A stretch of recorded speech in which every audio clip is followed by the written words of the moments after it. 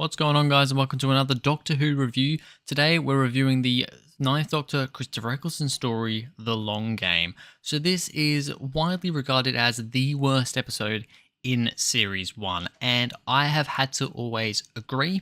And although I haven't completely finished watching Series 1 as of recording this, like rewatching it for these reviews yet, at this point in time, yeah, it is my least favourite, and I'm pretty certain it's gonna stay my least favourite. It's just very much a fillery episode, although I guess it does, with the whole Satellite 5 thing, it does then come into play for the finale, actually. So in that respect, it's actually quite a big story. But yeah, it does feel like a very boring story. And I mean, I'm already getting into this sort of stuff, but let's just get straight into it with the cast. Christopher Eccleston as the Ninth Doctor.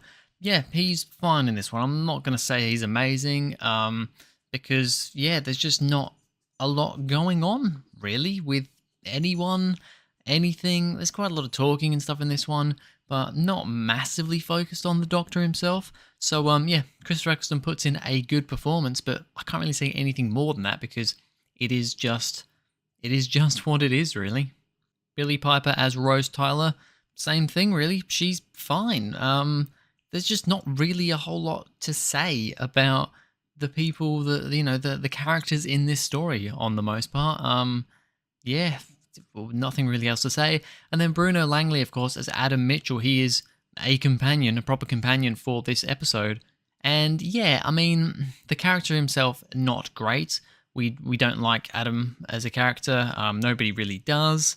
He's just a bit of an arrogant, annoying prick. And yeah, acting wise, it's fine, I guess. I don't really know. There's just not a whole lot to really talk about. I'm not going to go over the whole cast, not that there is a lot of cast, but I will just mention Simon Pegg as the editor, because Simon Pegg, legendary actor, of course, he's in the newest like Star Trek movies, Shaun of the Dead, Hot Fuzz, all that sort of stuff. Great actor. I love Simon Pegg. I think he's hilarious, and I think on the most part he's good in this as well, but once again, he's kind of just a bit of a nothing, boring character. It's a shame that, the one episode of Doctor Who that Simon Pegg's been in is this one. It's, yeah, a little bit unfortunate.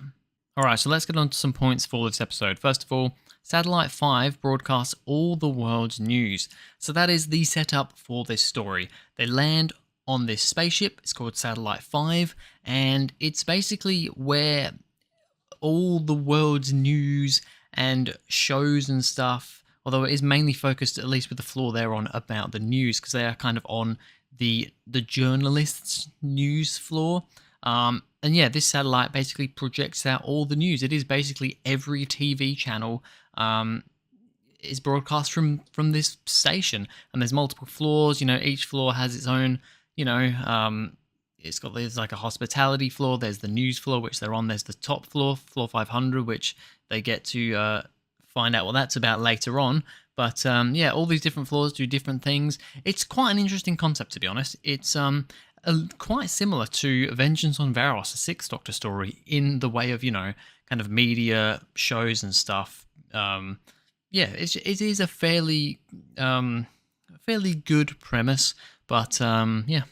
Suki knew something was going on in Satellite 5. So Suki is one of the characters that we meet at the start. We meet Kathika and Suki, and yeah, basically Suki ends up, she's kind of undercover because she knows that something's going on with this floor 500. She manages to get the promotion up to floor 500 because the editor, Simon Pegg, figures out that she is there's something not right here, she's lying or something. So he gives her the promotion, she gets a promotion, she goes up to floor 500, and then she finds out what's actually up there. So, yeah, it's a nice little moment that on initial watch you don't see coming. She kind of just goes from, being like, oh, at the start you think that she's just one of these people that's, trying to get promotion, trying to do a job as a journalist, but then she turns and, yeah, she ends up getting killed in the end, but that was at least one interesting thing going on in this story. Adam gets a Type 2 chip in his head. So, the Doctor gives Adam this basically credit card with what ends up being unlimited money on it. He's just like, go get yourself something to eat. He actually ends up going and he works out that, you can they've got all this information on this computer system in this on this satellite, which is of course way beyond where he was in, what was it, 2012 Earth.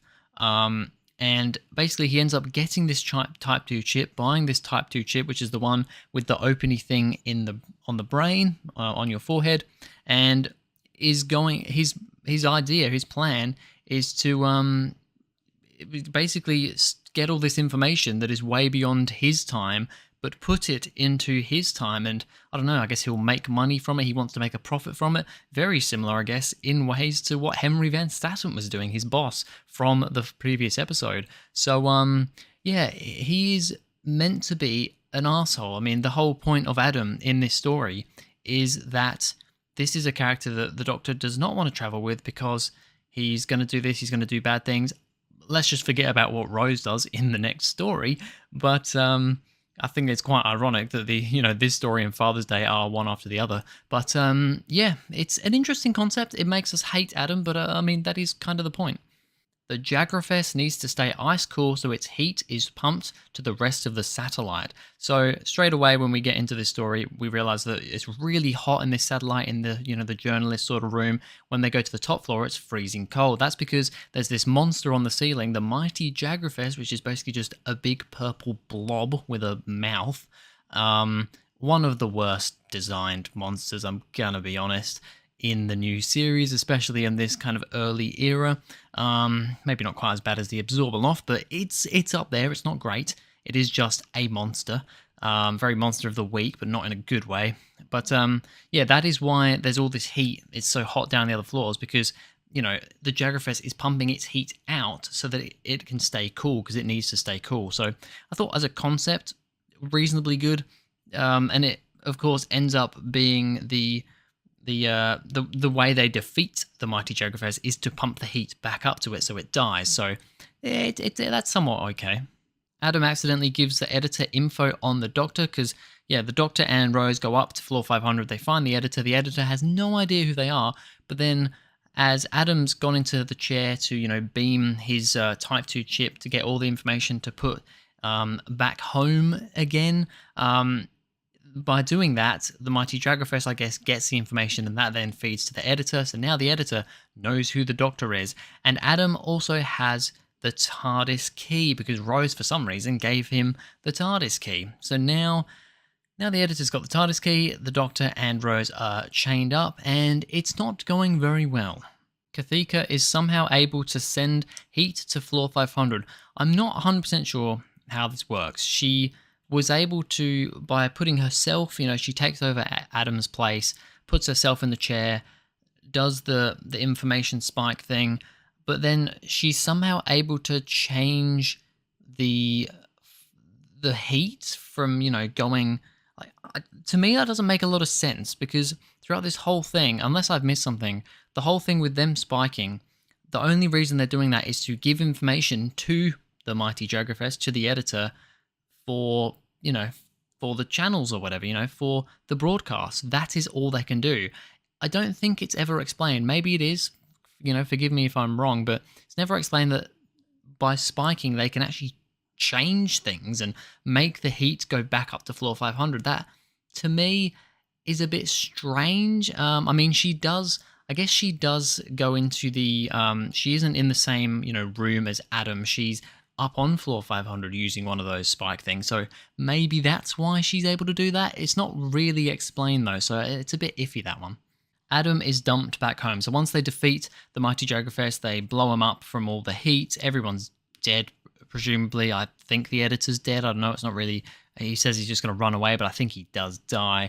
We just don't really see it. Doctor dumps Adam back home because he says, "You're not good enough for traveling with me. I've already got Rose. She is the best."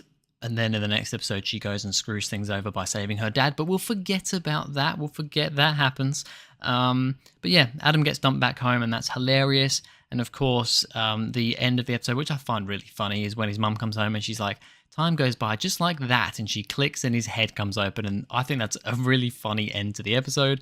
But final point is just that this episode is very boring and uninteresting. I've never really liked this episode, but especially on this viewing, Yeah, it was more boring than I thought, to be honest. It was really boring, not a lot of exciting stuff going on. Annoying character of Adam. The guest cast, Simon Pegg's good. The rest of them, they're okay. They're nothing special. The Doctor and Rose don't have a whole lot to do either. It's just a bit of a nothing story, to be honest. So, what am I going to give The Long Game out of 10? I'm going to give it a 5 out of 10, which is one lower than I would have usually given it. I used to kind of consider this like a 6 out of 10 story. I'm giving it a 5 though. I think it's bang in the middle, just average kind of meh story. Yeah, it's just very boring. It's just a really boring episode. Fairly bland, silly monster that doesn't do a whole lot, and yeah, definitely a filler episode. Although the Satellite 5 thing does, lead into the finale, but other than that, it's a very nothing episode. So a 5 out of 10 for The Long Game. Anyway, that's going to be it for this video, guys. Thank you very much for watching. If you enjoyed, please go ahead, like, and subscribe, and I'll see you guys in the next video.